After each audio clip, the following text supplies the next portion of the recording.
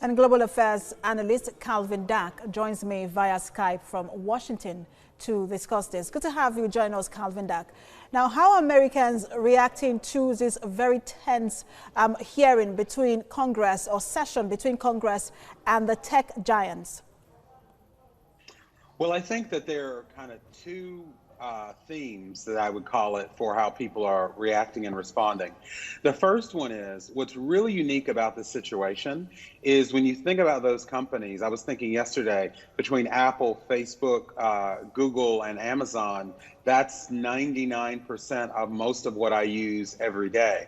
And I'm not alone in that. So you're dealing with something that everybody has access to, but few people, particularly in Congress, understand. So if you don't really understand how something works, it's hard to regulate it.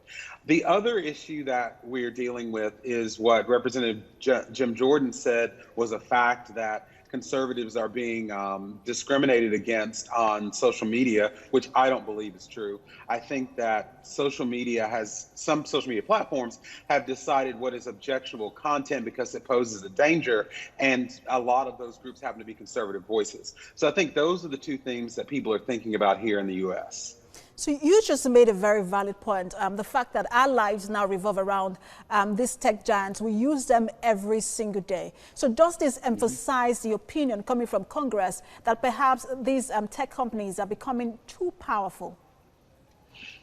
Well, yes, and I do think that they're responding to fears and anxieties from Americans, because you have some Americans who realize that they're now having something as an integral part of their lives. And especially during COVID, think about what our lives would be different without those devices. Most of what I purchased over the last 3 months has been through Amazon, everything from household supplies to computer equipment.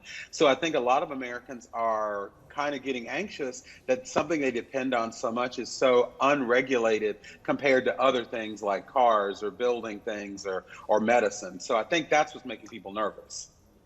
So when you put these four companies together, they are worth about 5 trillion naira. Calvin Dack, if they were a company, or if they were a country, they would be one of the biggest economy in the world. So how possible is it to rein them in as Congress wants to do? I don't think it's very possible at all, and let me tell you why. One of the things about our system of government here, it's intentionally designed to be slow. Now, some would argue that that was part of what the Founding Fathers designed it, so that we wouldn't have radical changes that would bring about instability. Some also say that because there's so much partisanship, no one ever wants to compromise and actually get things done. So here's the simple answer.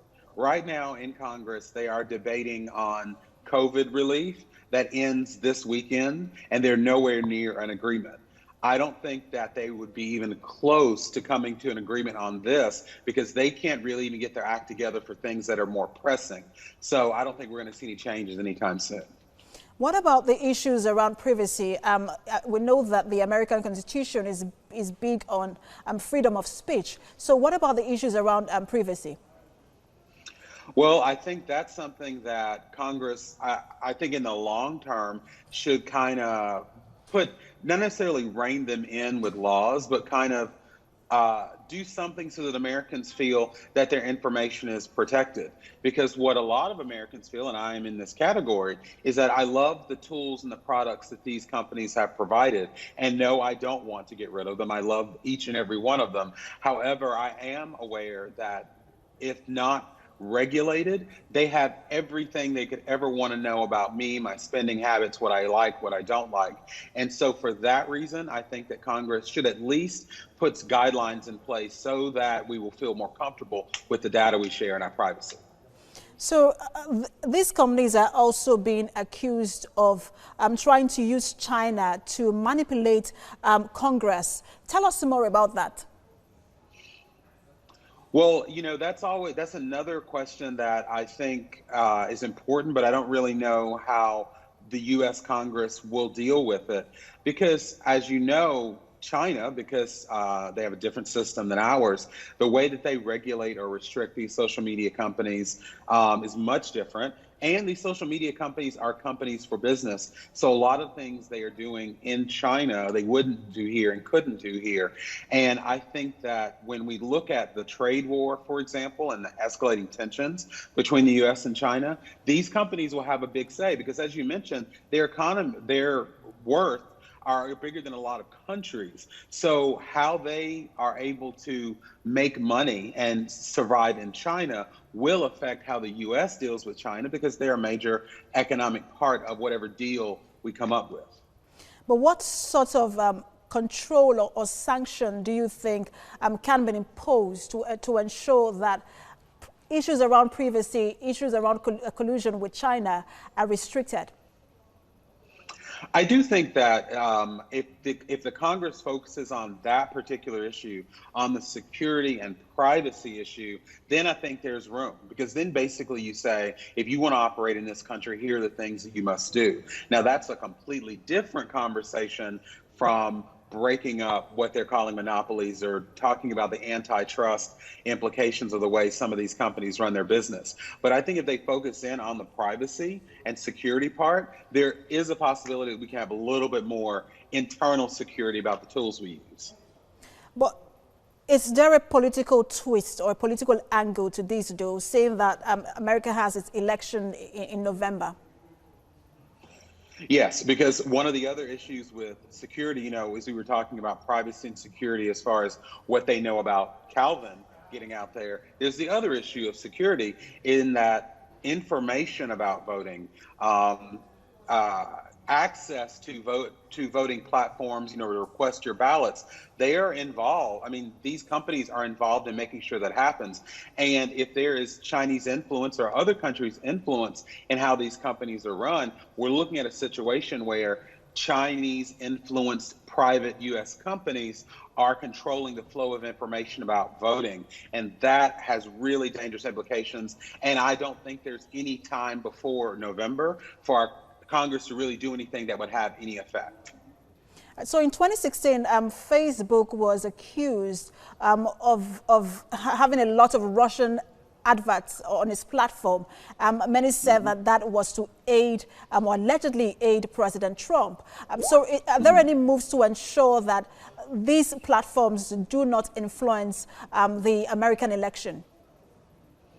Now, I do think that is going to be a difference that we're going to see because part of my communications business is we work with a lot of clients to do advertising on these platforms. And if you look at Twitter, for example, it wasn't a part of the hearing yesterday, they're not allowing political ads on certain issues and by candidates. Facebook has implemented regulations that started in the spring and that will be fully in place early fall, where you won't be able to see the same political ads and where you'll be able to opt out of even seeing any at all. So I do think that there are safeguards in place to not have 2016 repeated in that sense. What they do have to focus on is the security of information, not propaganda as we had in 2016. So President Trump has been sanctioned or censored rather on Twitter. His son, Donald Trump Jr., has also been censored. So issues around censorship, did that also come up? Well, not as much yesterday, but as you know, nothing happens in a vacuum. You probably saw that this morning President Trump is tweeting about delaying the election. And, with Donald Trump Jr., they were tweeting things about COVID and some other very misleading things. I think that is a very dangerous area to go down because it's a trap. If you take the social media posts and what they said isolated, then yes, it's misinformation, it's misleading. But then if you do it for them, you have to do it for other people who put up misleading things and put up opinions that may be dangerous if people act on them in illegal ways. So that's a very, very tough predicament that these companies are in because there are no rules. And Donald Trump Jr. and his father are pushing this to show that they think that they're being discriminated against because they're conservative. Global Affairs analyst Calvin Dack, thanks for talking to us. Thank you.